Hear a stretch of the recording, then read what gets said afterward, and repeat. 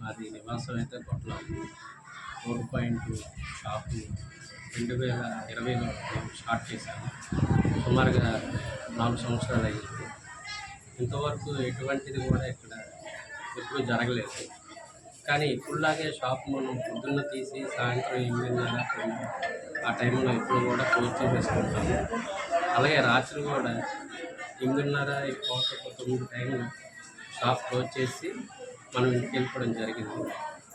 ప్రతిరోజు మనం లేచినట్టుగా ఈరోజు కూడా షాప్ తెల్లవారి 5:30 6 గంటల కల్లా వచ్చేసరికి షాప్ షట్టర్లు గట్ట ఎత్తేసి ఉన్నాయి. వెళ్ళి మనం కింద నుంచి చూసేసరికి ఎటువంటి సామాన్లు కూడా ఏటి లేవు, మొత్తం అన్నీ కూడా పట్టుకెళ్ళిపోయారు. అలాగే సుమారుగా రేక్ ఐటమ్ 25 కేజీలు వెండి, పట్టీలు 10 నుంచి 12 కేజీలు ఉంటాయి.